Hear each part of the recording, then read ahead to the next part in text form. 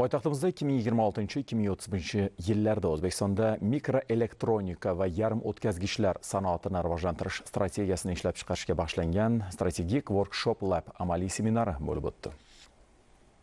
Davlatimiz rahbari tashabbusi bilan Olmaliqda mega loyiha 3-mis boyitish fabrikasi ishga tushirilgan edi. Natijada 2026-yilning o'zida mis ishlab chiqarish hajmini 240 ming tonnaga yetkazish imkoniyati yaratildi. 2030-yilga borib esa bu ko'rsatkichni 500 ming tonnaga yetkazish maqsad qilingan. Xo'sh, endi asosiy savol: mis xomashyosini yuqori qiymatli, ya'ni yuqori texnologiyali mahsulotga qanday aylantiriladi? Ayni shu nuqtada Malayziya bilan hamkorlik juda muhim, chunki bu davlat eng qimmat mahsulot yarim o'tkazgichlar eksportida dunyoda 6-o'rinni egallaydi.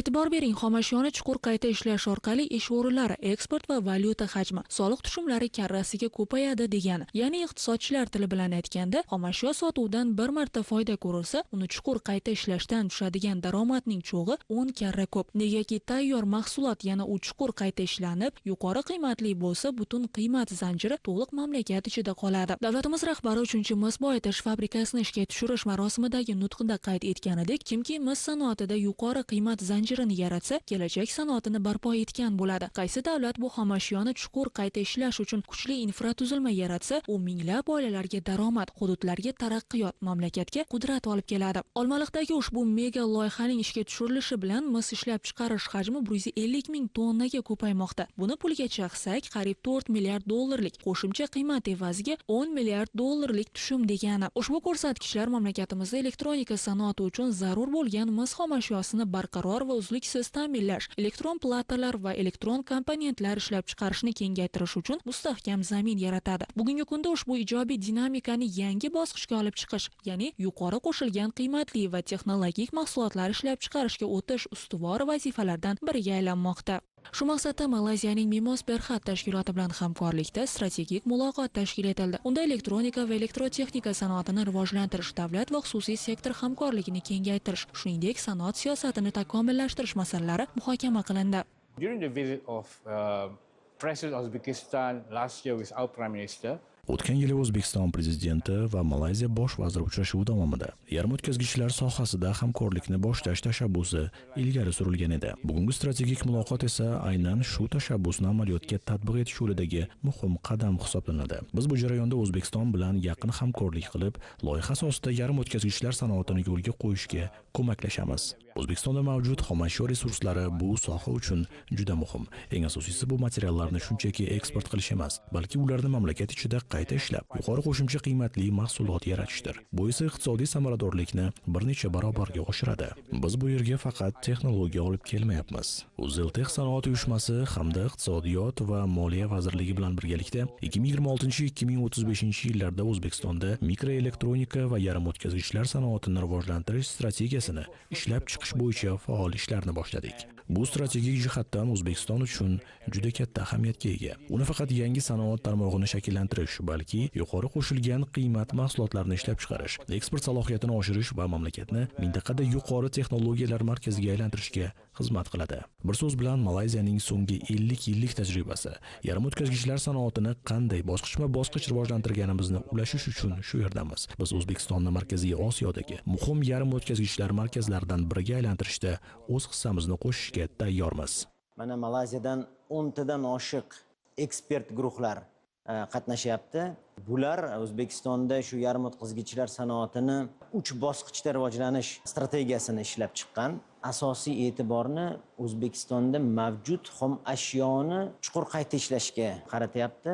Ya'niki, mana hurmatli prezidentimiz yaqinda mis boyitish 3-fabrikani ochish marosimida qatnashdilar va bu yerda juda katta salohiyat borligini ko'rsatib o'tdilar. Ya'ni 44 million tonna zaxiramiz, yaqin kelajakda misni o'zida 300 ming tonna dastlabki xomashyoga erishish imkoniyati borligi va shunda topshiriq berdilar, buni nafaqat xomashyo sifatida, balki chuqur qo'shilgan qiymatli mahsulot sifatida eksport qilishni. Bugungi kunda hammamiz bilamiz, sun'iy intellektni, data markazlarini, elektromobillarga o'tish jarayoni tezlashgan davrda asosiy xomashyo sifatida mis xomashyosi foydalaniladi. Bizning bugungi kungi uchrashuvlarimizda mis xomashyosidan qanchalik qo'shilgan qiymat yuqori bo'lgan mahsulotlarni o'sha yarim o'tkazgichlar sanoatida foydalanishni ham ko'zda tutgan. Asosan bu yangi materiallar texnologiyasi, yangi materiallar sanoati bu elektronika sohasida, ya'ni mis pastalari, mis kukunlari,